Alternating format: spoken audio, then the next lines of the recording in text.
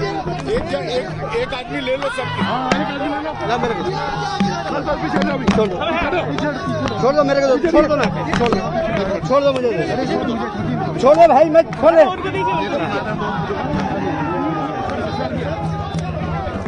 बोलिए भाई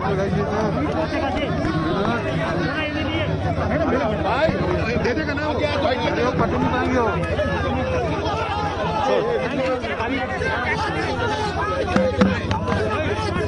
विनोद विनोद आप पकड़ो इसको आप पकड़िए बस जी आए जी भाई ऊपर कर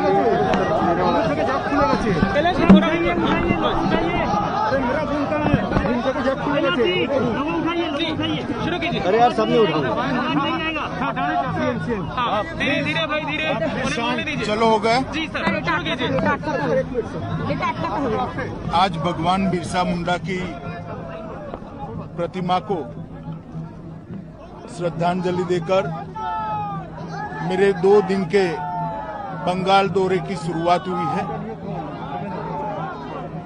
कल रात से मैं बंगाल में हूं। जहां पर भी गया इसी प्रकार का उत्साह, इसी प्रकार का स्वागत दिखाई पड़ता है। एक और तो ममता सरकार के प्रति भयंकर जनाक्रोश दिखाई पड़ता है और दूसरी ओर श्री नरेंद्र मोदी के प्रति एक आशा और श्रद्धा दिखाई पड़ती है कि बंगाल के अंदर परिवर्तन श्री मोदी जी के नेतृत्व में ही आ सकता है। जिस प्रकार से दारुण गरीबी के अंदर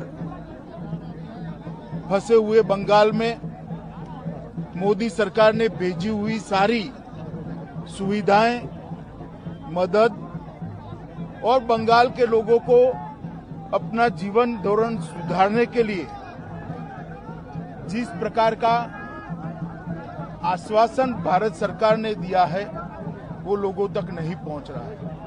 मैं इसी क्षेत्र की बात कर लूं, आदिवासी बहुल एक क्षेत्र के अंदर न आदिवासियों के लिए जो घर के पैसे भेजे हैं वो आदिवासियों तक पहुंचे हैं, ना किसानों को 6,000 रुपया मिलना चाहिए हर साल वो मिल रहा है, ना हर गरीब परिवार को 5 लाख रुपए का स्वास्थ्य का सुविधा मिलना चाहिए वो भी नहीं मिल रहा है। भारत सरकार की 80 से ज्यादा योजनाएं जो गरीब, दलित, आदिवासी और पिछड़े लोगों के लिए है उसको ममता सरकार रोक कर बैठी है। मैं ममता दीदी को बताना चाहता हूं कि आपके मन में भय है कि इन योजनाओं को रोकने से आप भारतीय जनता पार्टी को रोक लोगी, तो आपकी भ्रांति है। आप एक गरीब लोगों के लिए मोदी जी ने जो 6,000 रुपया प्रति साल भेजा है वो पहुंचने दीजिए, स्वास्थ्य की सुविधाएं पहुंचने दीजिए, शौचालय पहुंचने दीजिए, इनका घर उन तक पहुंचने दीजिए, तो शायद थोड़ा बहुत भी आपके लिए सोचेंगे।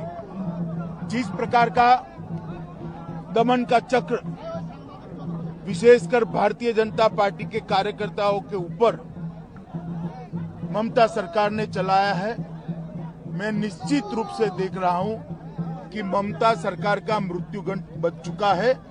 आने वाले दिनों में यहां भारतीय जनता पार्टी की 2/3 बहुमत की सरकार बनने जा रही है। मैं आज बंगाल की जनता को अपील करने आया हूं कि बंगाल एक सरहदी प्रांत है, देश की सुरक्षा बंगाल की आंतरिक सुरक्षा के साथ जुड़ी है। देश की सुरक्षा को सुनिश्चित करने के लिए, बंगाल के युवा को रोजगारी देने के लिए और बंगाल के गरीब लोगों को दारुण गरीबी से बाहर निकालने के लिए इस सरकार को उखाड़ कर फेंक दीजिए। एक मौका भारतीय जनता पार्टी को दीजिए। हम आने वाले दिनों में यहाँ पर सोनार बांग्ला की रचना करने के लिए मोदी जी के नेतृत्व में बढ़ सकते सर हैं। बंगाल में चुनावी चेहरे कौन होंगे धन्यवाद।